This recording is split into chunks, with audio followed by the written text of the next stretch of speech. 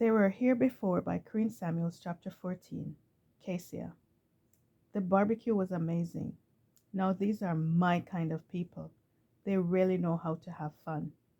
Our hosts served hamburgers, sausage, and the most glorious kebabs I have ever eaten. However, they served something called pap, which is some type of porridge, which I found utterly disgusting. But Miss Shan could not get enough of that horrible substance. Surprisingly, for the first time since I've met her, Shan seems to be in her element. Nathan seems impressed with her new zest for life.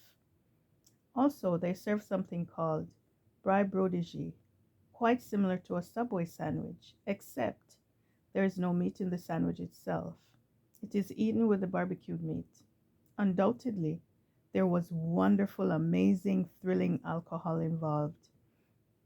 I cannot remember the last time I've had so much good, clean fun or allowed myself to overindulge.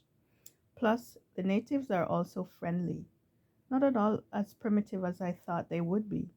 As a matter of fact, I have come to learn that most of them are polyglots, but they mostly speak very good English with a strong British undertone. I even complimented a few of the guests. Your accent is lovely. Where did you learn to speak English so well?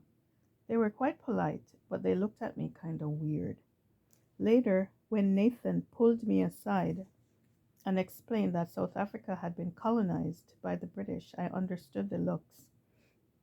He said that colonization started in 1652 by the Dutch. Later, the British took over, and then there was an ongoing oscillating rule between the two countries. In fact, Nathan said colonialism and occupation only ended in 1961, which, in the grand scheme of things, is not that long ago. He spoke to me like an equal, without condescension or any fanfare. Clearly, if ignorance was a crime, then embarrassment must be my punishment. How am I so unaware of these things? In actuality, from the time I knew about this trip, I should have studied their rich history. They know so much about America, from our news, politics, sports, stars, entertainers, movie stars, to our history, the Middle Passage, slavery, and the abolition of slavery.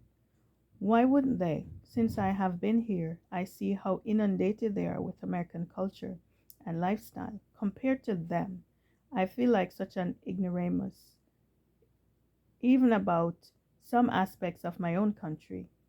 Nathan and his friends discuss international politics and American politics as if they are all professors. They must think I'm a complete imbecile. I'm forever indebted to Nathan for this kindness, for his tact in not calling me out publicly. Nathan is always kind and gentle. I could literally kick myself. How can I recover from this mistake?